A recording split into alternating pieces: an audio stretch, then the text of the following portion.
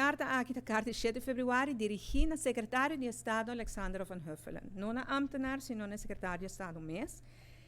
E da carta me recapitular que já acaba desde junho 2022, nós ahasi 2 proposições na Holanda com para nós sair fora de aqui. Para aqui, com junho 2022, passou já na Mei 2022, o Parlamento de Aruba, em sua totalidade, a expressar com nota de acordo que Raft maneira está no momento na EI. Tur fração do Parlamento de Aruba estava crítico, tur a pedir para cambiar certo coisa, algum manda 30 páginas de cambio, outro manda 1 página de cambio, pero tur a pedir para cambio. No momento nós saca foto também com a maioria do Parlamento não está sostenendo mais a ideia de Rijkswet. Outro não se estava sostenendo Rijkswet com cambio, pero não é partido mais grande. Consequentemente, não está sustento por Rijkswet IPC. E acaba em junho, e assim nós põe a carta aqui de 7 de fevereiro, nós a propor para nós vai agora uma onderlinge regeling. Passou apenas par de dias para mim, em abril, nós chega de nós começar a papia para corro também, não tem Rijkswet mais, pero é bem uma onderlinge regeling. Pois agora nós a propor para a RAF também bem uma onderlinge regeling, mas coisa que corro. Ante agora é nada, um pouco mais flexível e porque é mais ligeiro. Nós agora nós não estamos em toda a luna na aqui de discussão. O Holanda não estava querendo sei.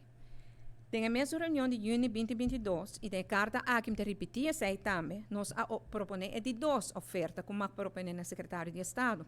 Esta van laga e landsverordening laft maneira que está, pero nós está añadir algum cláusula adicional que a laga Holanda sente-se mais confortável.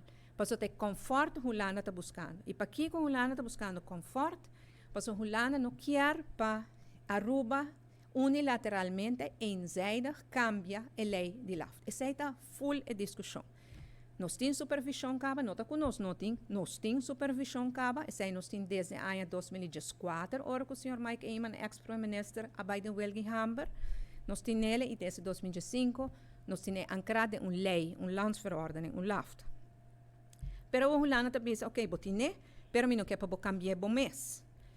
Durante a reunião, a bisa posa Evelyn, nós temos confiança em bom, pero nós não sabemos quem está vindo desses dibo, pois nós mostra com bom, nós cita cumpre que tudo isso aqui não.